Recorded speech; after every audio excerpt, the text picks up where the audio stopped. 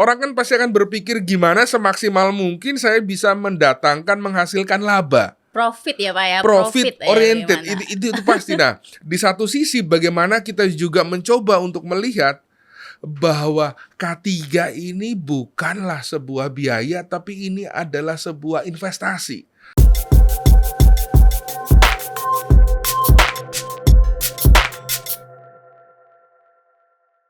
Assalamualaikum warahmatullahi wabarakatuh. Halo Sobat Has, selamat datang di Podcast, di mana Podcast ini adalah program terbaru dari PT Has Environmental. Kita akan berdiskusi, sharing, dan juga edukasi mengenai isu-isu K3 dan lingkungan yang ada di Indonesia. Jadi jangan lupa Sobat Has untuk terus mengikuti Podcast dari PT Has Environmental. Yang pastinya hari ini saya tidak sendiri, saya ditemani oleh salah satu tokoh K3 di Indonesia. Beliau adalah expert dan juga praktisi di bidang K3.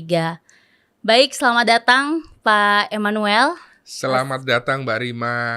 Semangat rekan-rekan Sobat Has. Baik, selamat datang Pak Emmanuel di Podcast PT Has Environmental. Kita senang banget bisa berdiskusi. Hari ini saya akan memandu podcast kita hari ini. Kita akan berdiskusi mengenai K3, bagaimana itu implementasi dan lain-lainnya. Mungkin sebelum kita masuk ke K3 nih, teman-teman mungkin ada yang belum kenal dengan Pak M nih. Panggilannya Pak M ya. Siap. Nama lengkapnya Pak Emmanuel. Pasti sudah well known banget juga dengan Pak Emmanuel, di mana beliau adalah salah satu tokoh K3 Indonesia. Beliau juga menjadi salah satu penggiat K3 ya, Pak Emmanuel ya. Di mana K3 sendiri itu harus kita budayakan, Pak. Nah, mungkin boleh di-sharing Pak Emmanuel kepada teman-teman. Awal mula Pak Emmanuel itu bisa perjalanan menjadi sosok ataupun berkecimpung di dunia K3 sendiri. Menarik ini, saya coba kilas balik. Jadi saya masih ingat pertama kali setelah saya menamatkan studi master saya di Teknik Lingkungan ITB, kemudian saya masuk. Saya beruntung sekali saya pernah mencicipi menjadi seorang pegawai negeri sipil. Jadi saya memulai karir sebagai CPNS mungkin saat ini rekan-rekan kenal di BRIN. Saya dulu di Batan menjadi seorang safety auditor. Dari situ kemudian belasan tahun saya berpindah dari satu perusahaan multinasional ke perusahaan multinasional yang lain.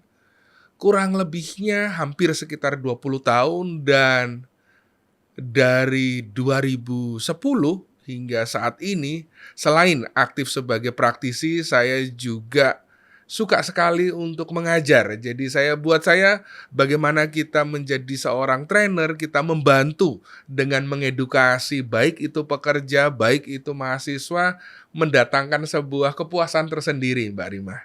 Oke, luar biasa. Jadi backgroundnya dari pernah menjadi ASN ya, Pak Emmanuel ya, terus berkecimpung di pengajar ya. Awalnya karena ada ketertarikan mengajar, akhirnya berkecimpunglah di dunia K3 sebagai trainer ya Pak ya. Hingga saat ini ya hingga Pak saat Emmanuel ini ya. Akhirnya dua tahun yang lalu kebetulan saya kemudian memutuskan kenapa saya tidak mencoba untuk tidak lagi kita bicara hanya sebagai hobi dan yang lain, tapi bagaimana ini bisa menjadi full time trainer. Jadi benar-benar kita bicara, ya saya mengabadikan hidup saya, pekerjaan saya, bagaimana bisa berkeliling Indonesia untuk kita bicara membuat tadi agar masyarakat, agar pekerja kita menjadi jauh lebih sadar akan pentingnya keselamatan kesehatan kerja. Jadi di sisi lain mengedukasi sekaligus juga eksplor Indonesia ya, Pak Emmanuel ya, traveling. Dan di situ kan kita akhirnya bisa melihat ternyata Indonesia ini begitu banyak pesonanya. Tidak hanya kita bicara dari kekayaan alamnya, tetapi juga kita bicara dari kebudayaannya. Saya yakin juga Mbak Rima, setiap kota ketika kita keliling kan pasti punya pesona kulinernya tersendiri. Salah satunya Wonderful Indonesia ya Pak ya. Iya, tepat sekali. Seperti hari ini kayaknya sangat ikonik sekali nih Pak Emmanuel menggunakan kostum ya. Tepat sekali. Jadi saya selalu dengan kostum seperti ini kan kita bilang Indonesia mungkin wonderful, tapi kalau Mbak Rima beautiful. Waduh. Luar biasa. Nah, kalau boleh tahu Pak, tadi backgroundnya sendiri teknik lingkungan. Kenapa akhirnya Bapak tertarik menjadi pengajar atau trainer dan memang fokusnya di bidang K3? Di bidang K3, iya. Jadi ketika saya tertarik menjadi seorang trainer ini mungkin ada faktor turunan. Jadi Oke. bapak ibu saya kebetulan guru. Jadi dari kecil saya sudah melihat bapak ibu saya mengajar di ruang kelas, mungkin itu yang terpatri di dalam memori saya. Kenapa K3?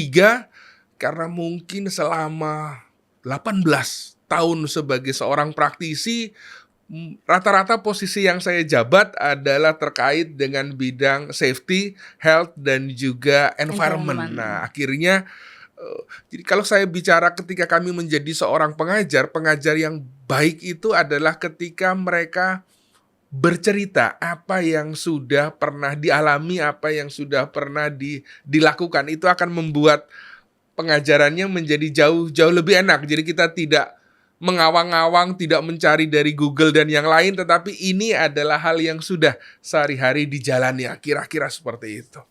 Memang udah passionnya, senang untuk mungkin ngobrol ya Pak ya, Senang untuk diskusi, ngobrol, kita edukasi, bertemu dengan orang yang baru. berbanyak karakter ya Pak ya. Iya. Akhirnya bagaimana metode training Bapak itu juga mungkin ada kiat-kiat khusus ya Pak ya. Jadi dari sekian banyak training yang sudah Pak M lakukan, apa sih Pak mungkin kira-kira kesan dan pengalaman menarik nih selama Bapak mengajar Oke. K3?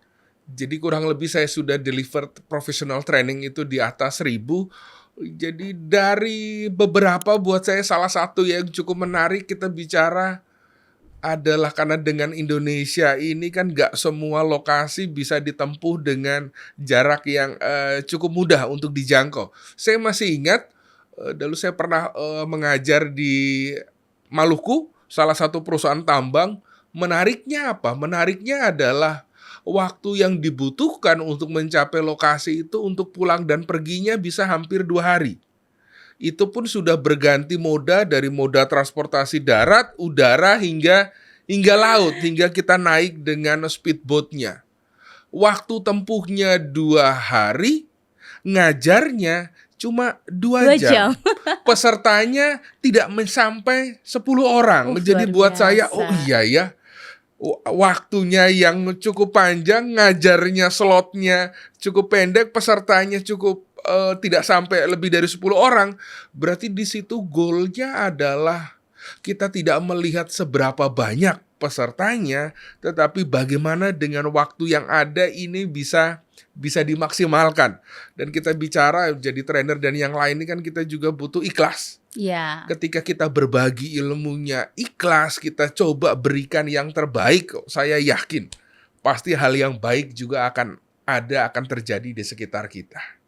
Baik, jadi sangat effort ya Pak ya, sangat effort saat kita ingin melakukan dan juga kita ikhlas apa yang kita kerjakan, insya Allah hasilnya pasti akan baik ya Pak ya. Iya. Dan mungkin bisa menjadi manfaat yang baik juga untuk teman-teman yang bisa Bapak berikan edukasi di sana.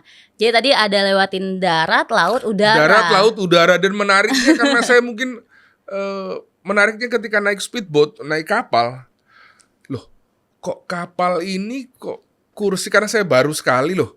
Kok kursi paling depannya kosong, padahal kan view-nya paling enak di depan. Saya dengan pede lah saya duduk di depan. Tapi ternyata kenapa itu kosong sepanjang perjalanan, goncangan paling terasanya adalah yang di depan. Oh iya, berarti kan kita bicara pada dasarnya semua akan menemukan jam terbangnya. Iya. Ketika kita melihat segala sesuatu, kita mengambil, oh iya ya, ada hikmahnya di balik itu. Itulah kira-kira, Mbak. Menarik. Jadi buat belum saya. tentu apa yang kita pikirkan itu yang tepat ya Pak ya. Benar sekali. Jadi ya itu tadi, perlu kebijaksanaan di dalam mengambil semua keputusan, Mbak. Jaya di darat, udara, dan laut Pak. Tepat sekali. Oke. Nah, Bapak tadi dengan belasan tahun pengalaman di K3, Bapak terjun sebagai trainer di K3 juga. Nah, mungkin Bapak juga sudah cukup banyak mendengar terkait pada isu-isu K3 yang ada di Indonesia. Nah, bagaimana menurut Bapak perkembangan ataupun isu yang ada di Indonesia perihal K3 ini? Menarik. Ketika kita bicara keselamatan dan kesehatan kerja, salah satu isunya kita bicara adalah sejauh mana sih kita bicara perusahaan merasa itu menjadi salah satu hal yang pokok di dalam perusahaan menghasilkan barang dan jasa. Mhm. Kadang-kadang isu paling penting orang akan bicara, kalau sudah bicara K3 ini kita akan bicara cost yang tidaklah Wah, iya sedikit. iya. Nah, kalau sudah bicara cost, kita ketika bicara cuan, orang kan pasti akan berpikir gimana semaksimal mungkin saya bisa mendatangkan, menghasilkan laba. Profit ya, Pak, ya? Profit Profit ya oriented, bagaimana? itu pasti. Nah, di satu sisi bagaimana kita juga mencoba untuk melihat bahwa K3 ini bukanlah sebuah biaya, tapi ini adalah sebuah investasi. Saya masih ingat salah satu slogan penting orang selalu bicara apa?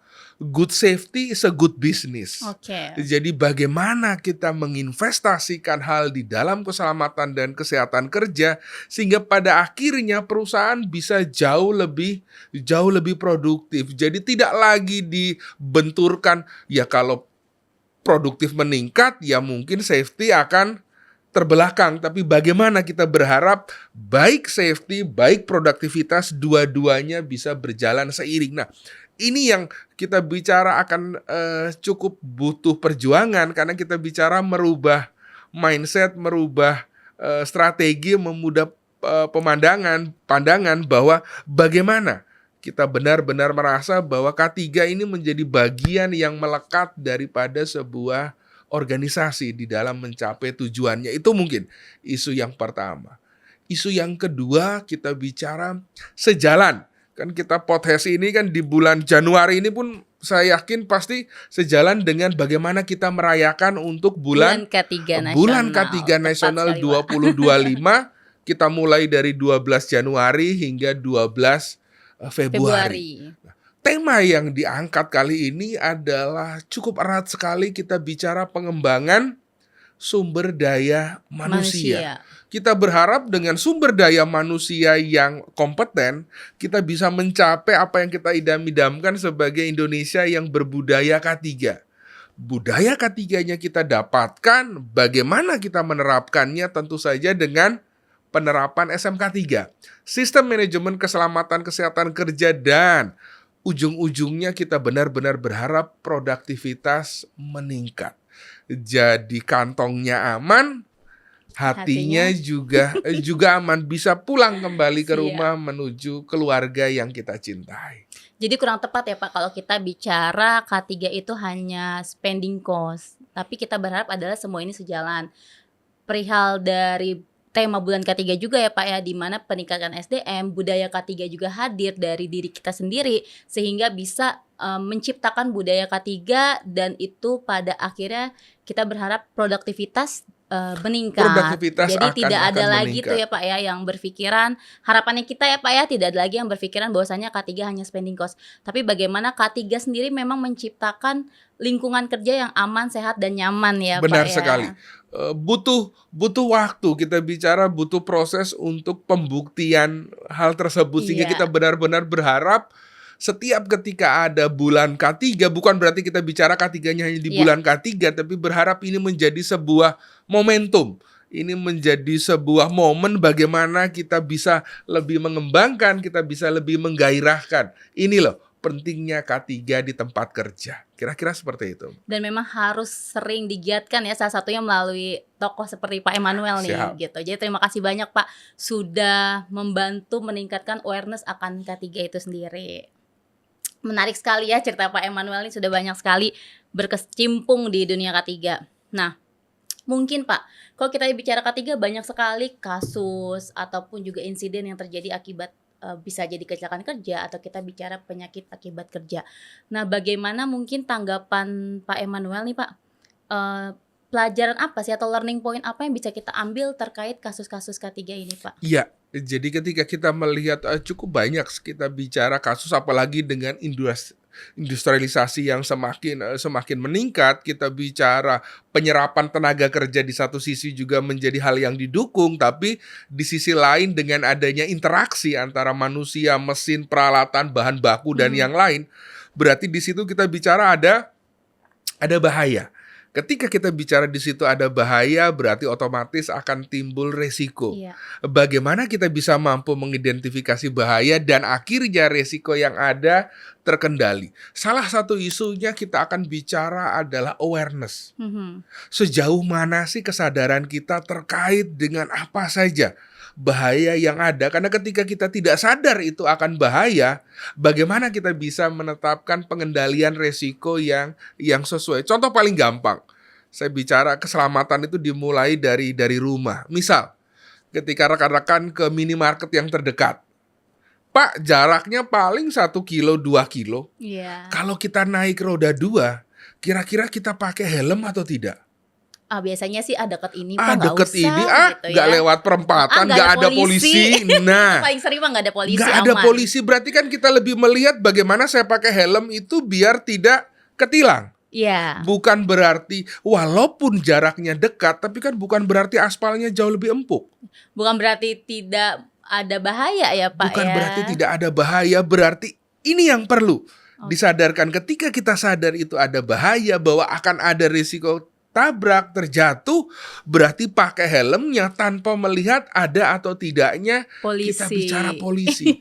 Jadi pada akhirnya kan kesadarannya harus dimulai dari Diri sendiri. diri sendiri, dari dalam. Ibaratnya begini Mbak, nah saya ambil contoh.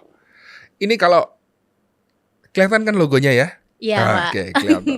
Boleh sekalian diminum juga Pak. Oke, siap. Jadi kalau ini saya ibaratkan misalnya telur ini ketika dia pecah karena kekuatan dari luar, kehidupannya berakhir. Tapi ketika telur ini pecah karena kekuatan dari dalam, kehidupan baru saja dimulai. Jadi ketika kita bicara perubahan paling baik itu kita bicara dari dalam diri kita sendiri. Dan kita nggak perlu tunda-tunda. Kenapa nggak kita mulai saat ini? Kita mulai dari hal yang paling kecil. Iya. Memang kalau misalkan kita bicara K3 tuh sometimes kita juga nggak tahu ya Pak ya. Memang harus terus-terusan ditingkatkan ya awareness tadi ya Pak ya terkait K3 teman-teman. Jadi kita bukan lagi bicara bisa aja terjadi nanti, tapi kita nggak tahu apa resiko bahaya yang bisa terjadi bahkan di depan kita sendiri dan tidak mengenal waktu ya Pak ya. Disitulah makanya pentingnya kita punya awareness K3 dan kita bisa melakukan prevention untuk menghindari insiden Hal ataupun tersebut. kecelakaan K3 ya Tepat Pak ya. sekali. Jadi kadang-kadang orang bilang K3 ini ilmunya kalau-kalau. Lah, kok orang K3 kok Kalau-kalau. terkesannya parno sekali. Oh, dikit-dikit begini, dikit-dikit. Saya kerja di sini udah belasan tahun juga biasanya nggak Iya. apa-apa. Tetapi kan kita melihat ketika potensinya ada, mungkin selama ini kita selamat hanya karena keberuntungan. Dan doa orang tua mungkin ya Pak ya. Dan doa orang tua, terutama doa ibu, Doa kita ibu. bicara. Nah, tapi kan kita nggak mungkin setiap hari pulang dengan selamat hanya mengandalkan pada keberuntungan semata. Berarti di sini kita perlu mengandalkannya pada sistem. Jadi K3 yang baik pada akhirnya kita bangunnya melalui sistem. Salah satunya kita bicara sistem manajemen K3. keselamatan dan kesehatan kerja, di mana goalnya jelas. Kecelakaan kerja kalau bisa hilang kalau tidak kita mulai dengan penurunan, baik itu kecelakaan kerja ataupun penyakit akibat kerja. Namanya keselamatan dan kesehatan kerja. Jadi kita berharap dua-duanya harus mendapatkan porsi yang seimbang. Tidak hanya kita bicara selamat, tapi juga kita bicara sehat. Kira-kira. Jadi kalau kita bilang K3 ini mana sih yang diduluankan Pak? Apakah keselamatan atau kita fokus kepada prevention kesehatannya sendiri? Nah, jadi gimana tuh Pak menanggapi sometimes mungkin ada orang yang berpikir K3 ini yang penting aman, gak ada kecelakaan. Mau nantinya mungkin terjadi penyakit, mungkin kita bicara penyakit juga tidak langsung ya Pak ya dampaknya.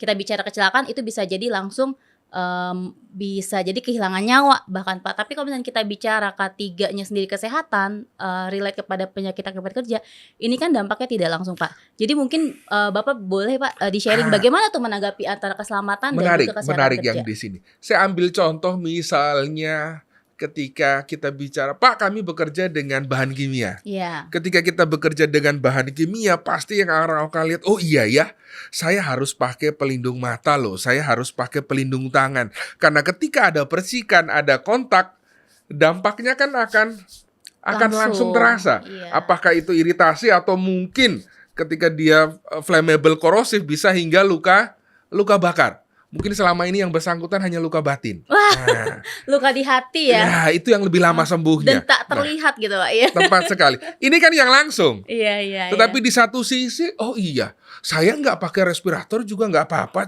Cuma nanganinnya cuma 5 Mhm, menit, 10 mhm, menit. Nah, ketika kita bicara yang masuk secara inhalasi, ini kan efeknya tertunda. mhm. Mungkin saat ini dia baik-baik saja, bahkan selama dia bekerja baik-baik saja. Tetapi ketika dia sudah pensiun, oh iya ya, ternyata punya dampak loh terhadap kesehatan misalnya untuk terkait dengan sistem pernafasannya. Iya. Nah, ketika sudah pensiun mungkin kita sudah nggak di-cover asuransi. Lah, kan kita bisa kebayang. Berarti investasi terkait keselamatan dan kesehatan ini kan bukan yang hanya kita bayarkan selama kita bekerja, tapi kita ingin juga sesudah kita selesai bekerja, kita purna tugas, Badan kita tetap sehat badan ya kita Pak. tetap selamat, tetap sehat. Apalagi kalau kita bicara kesehatan kerja kan kita pasti selalu bilang, sehat itu mahal, Mahal. sakit itu jauh lebih mahal. Yang gratis itu disakitin saat sedang sehat-sehatnya. Kira-kira itu. Dan itu nggak ada yang mau sih Pak ya Dan itu disakitin nggak ada lagi yang mau, sayang-sayangnya. tepat. Luar biasa. Jadi mungkin begitu teman-teman, bahwasannya emang harus korelasi ya Pak ya, dan itu beriringan antara kita bicara keselamatan dan juga kesehatan kerja. Tepat sekali. Nah, menarik lagi Pak. Tadi kita bicara terkait kasus dan insiden yang ada ya terkait K3 di Indonesia. Nah, bagaimana kira-kira pengembangan budaya K3 yang ada di Indonesia Pak khususnya? Mungkin selama ini Bapak sudah Sabang ke Merauke, terus juga sudah mengedukasi dan sharing kepada teman-teman di seluruh Indonesia ya Pak ya. Kira-kira menurut Bapak tuh bagaimana sih Pak pengembangan budaya K3 yang ada Oke. saat ini? Kalau kita lihat dari perjalanan waktu ke waktu, saya berkaca dari mungkin 10-15 tahun yang lalu, dari sisi tren peningkatan pengembangannya sudah ada. Kalau saya boleh ambil courtesy daripada Dupont bicara 4 tahap pengembangan budaya itu ada 4. Yang pertama kita bicara adalah reaktif. Ketika kita bicara reaktif, saya melakukan hal yang aman, selamat, itu kita bicara karena pada dasarnya saya ingin selamat. Karena pada dasarnya semua manusia nggak ada yang ingin celaka. Berikutnya kita bicara adalah saya melakukannya karena ada supervisi. Ketika ada pengawasan, ada atasan, helm dipakai, kacamata dipakai. Begitu atasannya berbalik badan, helmnya Bener Pak. turun, kacamatanya dilepas. Karena orang merasa tidak Nyaman Pak. Jadi Tidak nggak betah nih nyaman. ada yang mengganggu di kepala. kok rasanya ada yang mengganggu, Iya. ada yang ganjel. Oh, lebih enak Pak nggak pakai helm, mata lihat lebih jelas nggak pakai. Tapi kan goalnya bukan di situ. Yang kita kejar bukanlah kita bicara nyaman, tetapi aman. Saya selalu bilang, buat apa nyaman kalau nggak ada kepastian? Nah, berarti kan yang kita kejar hal yang pasti. Iya Nah, benar. berikutnya kita bicara adalah independen. Dia sudah mulai sadar, tapi sadarnya masih hanya pada dirinya sendiri. Saya paham akan K3, yang penting saya selamat, orang Yang lain lain rekan kerja kita atur masing-masing. Sebodoteing gitu Pak ya. Sabodoteing. Nah, goalnya kita yang terakhir adalah kita bicara interdependen. Ketika di interdependen ini kita bicara ini menjadi sebuah tim. Ini menjadi harga diri dari organisasi. Satu dengan yang lain akhirnya saling mengingatkan. Contoh, kita naik tangga. Kebanyakan orang ketika naik tangga apakah kita berpegangan pada handrail? Iya. Ngapain saya harus berpegangan pada Kayak orang handrail? tua ya Pak Kayak ya, orang tua. mungkin. Padahal dengan kita berpegangan pada handrail berarti kita menjaga 3 titik kontak. Karena ketika kita berjalan, itu kita berpegangan berarti badan kita yang kontak dengan tangga, itu kaki kanan, kaki kiri, dan juga satu tangan. Dengan adanya 3 titik kontak ini kita menjadi seimbang. Nah, ketika kita di interdependen, kita melihat hal itu, kita peduli, kita ingatkan. Goalnya bukan kita merasa sok pintar, tetapi karena jangan sampai kecelakaan itu terjadi tidak hanya pada diri kita, tapi juga terhadap rekan kerja. Nah, kita benar-benar berharap saat ini mungkin beberapa perusahaan sudah sampai pada tahap interdependen.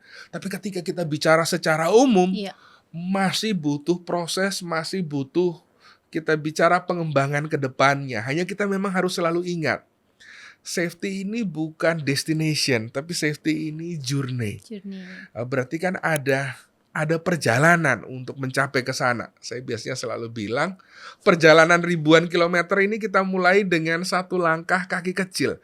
Setidaknya kita sudah berani melangkah, kita tahu garis finishnya akan ada di mana. Dan kita benar-benar berharap, apalagi dengan adanya podcast ini kan juga menjadi salah satu bagian Sarana daripada untuk sharing ya Pak kepada teman-teman. iya, ya. langkah-langkah kecil bagaimana sumbangan saya yakin dari Has Environmental juga untuk bisa mewarnai agar masyarakat Indonesia Langkah-langkah itu maju. tepat sekali bisa mencapai budaya K3 yang diinginkan. Kira-kira seperti itu. Iya, menarik sekali kita bicara K3. Memang yang pertama itu berasal dari diri apa tadi, independen itu. Yang akhirnya kita harus punya rasa jangan hanya di kita, tapi gimana goalsnya itu kita menjadi satu kesatuan ya Pak ya, supaya meningkatkan sistem tadi Pak. Iya. Baik lagi kita kepada sistem K3 itu ya Pak ya. Benar. Luar biasa. Nah kalau misalkan tadi Pak pengembangan, kira-kira kalau misalnya tadi kita isu, terus pengembangan budaya K3 juga, ada nggak kalau dari Bapak selama ini pengalaman yang cukup mengkhawatirkan atau membahayakan nih Pak saat Bapak melakukan edukasi atau melakukan training di Oke. Ketika bicara di situ buat saya sih kebanyakan memang karena tempatnya sudah cukup bagus, tapi saya pernah punya pengalaman yang cukup unik. Ketika training di salah satu daerah, saya sebut saja di daerah Kalimantan, cukup pedalaman. Ruangannya cukup bagus, jadi kita bicara sudah ada ruang training tersendiri, hanya memang kanan kiri masih dengan hutan alaminya. Menariknya ketika buka kelas, kita buka pintu kelas, keluar dari kelas, di luar itu ternyata begitu banyak sekali monyet-monyet yang berkeliaran. Jadi karena memang itu menjadi konservasi, tetapi di satu sisi ketika kita duduk santai kemudian di depan itu ditatap Iya. monyet ini kan, aduh, rasanya cukup, oh iya, mungkin yang lain karena yang sudah terbiasa mungkin terlihat jinak, tapi kan di satu sisi, oh iya ya, kan kita juga melihat, oh ini ada bahaya biologi. Ya kalau pas moodnya baik lah, kalau dia pas moodnya nggak baik monyetnya. berasa ingin menerkam ya Pak Benar ya. sekali kita Akhirnya lihat. di situ faktor psikologi ya. Faktor psikologi yang psikologi Bapak oh ini iya ya. iya. Kadang-kadang kan kita merasa mungkin yang lain tenang, tapi kita mungkin merasa terintimidasi. Kira-kira Iya. ini nyakar nggak ya? Ini ngambil kacamata nggak atau hal yang lain? Kira-kira seperti itu. Tapi di satu sisi, oh iya ya, lingkungannya masih terjaga, kan berarti alam dan yang lain masih terpelihara. Itu salah satu saya melihat sisi positifnya. Itu pengalaman yang cukup teringat ya Pak ya. Iya. Agak mengerikan buat Bapak, mungkin buat yang lain tidak. Buat yang lain karena mungkin sudah di situ itu sudah menjadi sahabat. Sudah menjadi Nah, sahabat, jadi teman, bahkan jadi keluarga ya Pak ya. Benar. Kalau Bapak akhirnya menjaga diri. iya, Oh iya, berpikirnya, saya juga aduh. harus juga berarti menjaga jarak. Oh iya ya, jangan sampai terlalu dekat, ternyata akan ada potensi bahayanya. Nggak boleh juga buat saya terlalu dekat, pentingnya juga jaga jarak, karena saya percaya Mbak, yang dekat itu belum tentu jadian. Iya benar Pak. Kira-kira seperti Kadang itu. kalah sama yang jauh Pak. Iya. Tepat sekali. Butuh lah makanya doa dan usaha ya Pak ya. Siap. Aduh, luar biasa teman-teman Has, sobat Has nih, Pak Emmanuel berkecimpungnya luar biasa sekali di K3 nih. Kita bicara K3 ya kan. K3 tuh sangat luas ya, Pak Emmanuel ya, sangat luas. Terus juga banyak sekali isu-isu K3 sendiri. Dari Pak M nih, apa sih kira-kira dari hati yang terdalam Pak? Boleh dicurhatin ke sobat Has nih. Harapan Bapak untuk K3 di Indonesia itu seperti apa Pak? Oke. Harapannya, goalnya kita pasti akan selalu bicara ketika ada kecelakaan. Kalau kecelakaannya ada kan berarti kita bicara, Pak, saya ada yang terluka, saya ada yang misalnya korban jiwa dan yang lain. Berarti kan di rumah akan ada keluarga yang mendapat berita tidak baik. Goalnya pada akhirnya semua ingin kerja aman, selamat, pulang kembali ke rumah dengan selamat menemui keluarga yang tercinta. Jadi harapan saya adalah orang benar-benar ketika kita datang, kita bekerja, keselamatan, kesehatan kerjanya benar-benar menjadi bagian daripada gaya hidup. Ini yang, oh iya ya, saya kalau keluar rumah, saya pastikan kendaraan roda 2, roda 4 saya sudah dalam kondisi yang baik atau tidak. Saya kalau gunakan safety helmet, gunakan misalnya helmnya seperti apa? Apakah ketika di jalan saya mematuhi atau tidak kecepatan? Mbak, kalau buru-buru misalnya di jalan tol, nyalip kanan apa kiri? Atau bahu jalan juga diambil? Masih memenuhi aturan Pak, lajur kanan. Oh, lajur kanan.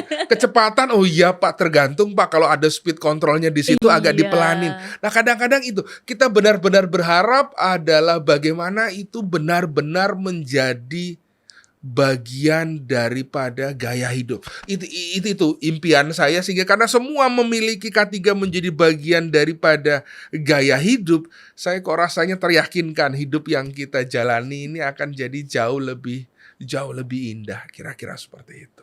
Ya Pak Emmanuel, terima kasih banyak. Tadi harapan untuk K3 sudah kita dengar ya teman-teman, Sobat Has, dari Pak Emmanuel, yang pastinya dari kita semua juga.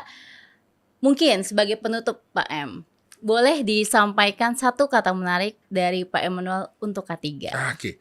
Kalau dibicara K3 dirangkum dengan satu kata, buat saya satu kata yang paling menarik adalah kenapa rekan-rekan PPI ini menjadi pilihan paling akhir.